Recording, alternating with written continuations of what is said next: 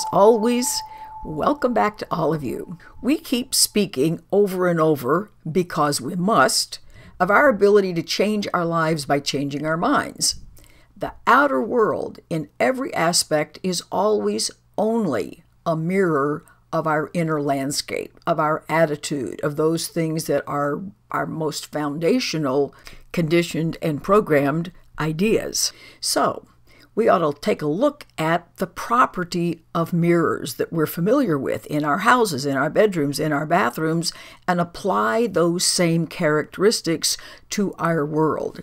We're so used to thinking of our world as an independent entity that goes about its business having nothing to do with us and certainly nothing to do with our thinking.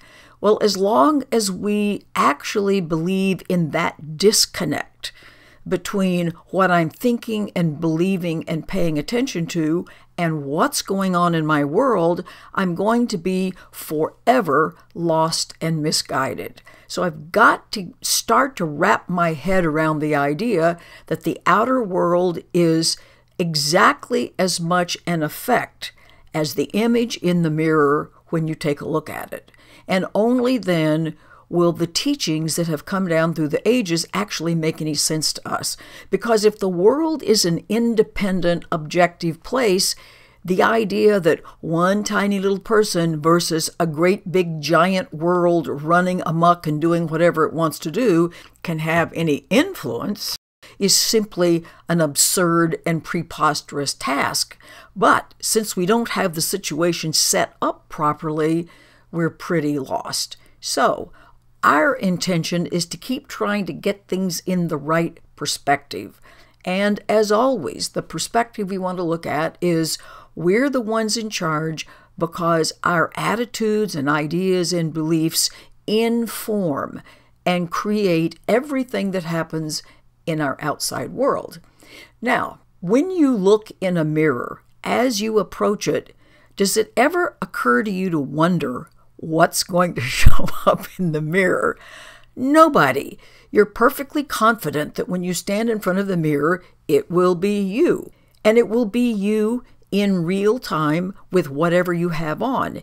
It won't be you in yesterday's clothes. It won't be you in tomorrow's clothes. Mirrors don't save images. Our world does not save images. The world is newly recreated every second based on attitude. Okay, here's another thing that you probably never try to do. If you don't like what shows up in the mirror, if you don't like that red shirt, do you threaten the mirror? Do you entreat, please, red shirt, go away? Do you try to somehow, it's so absurd, do you somehow try to gain its approval and negotiate it away? Pray. Have you ever prayed that the image in the mirror would be different from what it is?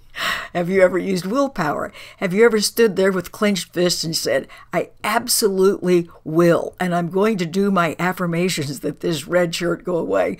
Nothing. It just sits there and looks back at us. You might even try cleaning the surface of the mirror. All to no avail. It's all going to be exactly what I've got on. So my world is always going to show up, always according to my attitude. Okay, here's another thing about mirrors. As you move toward your mirror and stand in front of it, how much effort or doingness on your part is required for that image to show up? Exactly none. It never occurs to you when you approach a mirror that you're going to have to do some negotiating to get this image to show up. I don't know why I find this so amusing, but I do. I guess it's just the kind of day it is. In any event, also, a last thing that I want to remind you of is that when you approach a mirror, your body doesn't show up gradually. It's not like a foot appears and then your right hand and then the top of your head. Your whole image appears at once. Our world just appears at once as a whole. So what the world is telling us is what we actually believe, not what we intellectually believe, because we can say, I absolutely know I'm a deserving person, and yet everything about your life looks like you don't deserve much of anything. So it tells you that although you might affirm and you might have an intellectual idea that, yes, I absolutely deserve a great life, somewhere you don't believe it at that most fundamental level, or your life wouldn't be showing up the way it is. So your life is a diagnostic device, so to speak.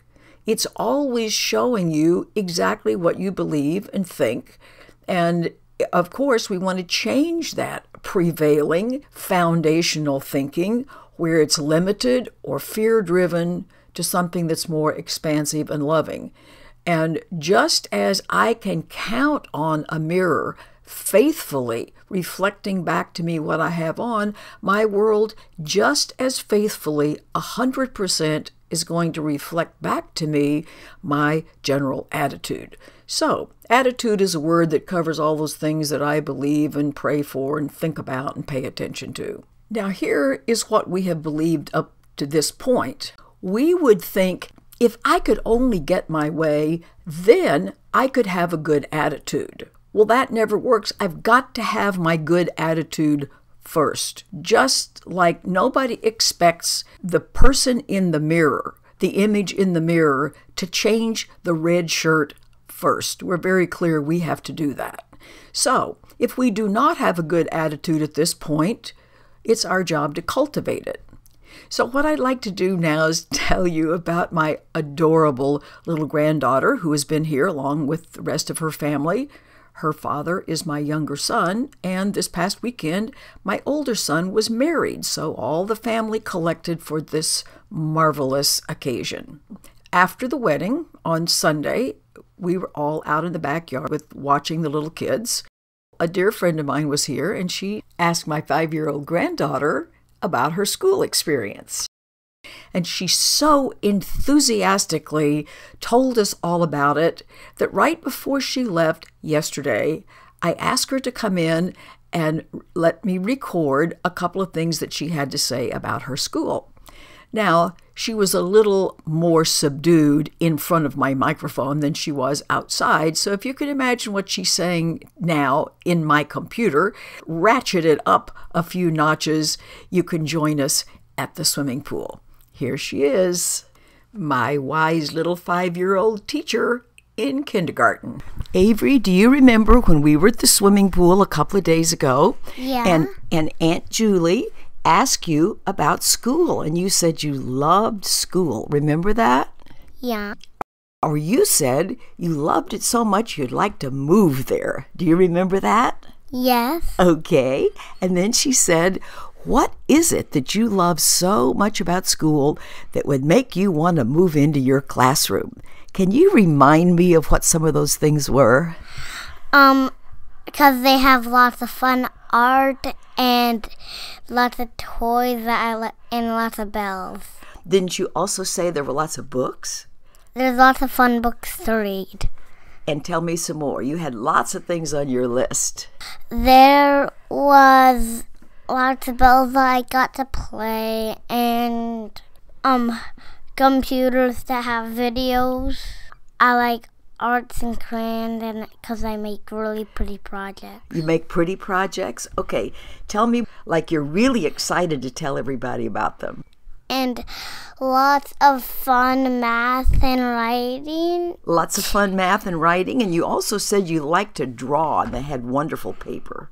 It was really big, and I really like the big paper so I can draw lots of stuff about nature. Okay. Well, thank you ever so much, my dear. Anything else you want to tell us? No. Okay. So, as you can see, she has already got the good attitude down pat. And knowing how important it is, of course, I will do everything I possibly can to help her maintain that idea that, of course, school is richly rewarding, not because of the events and circumstances themselves, but because of the eyes and ears out of which she is experiencing and seeing. these little ones have so much to teach us. So I'm all ears and all eyes, and I'll be paying close attention to her, and I hope you do too. Bye.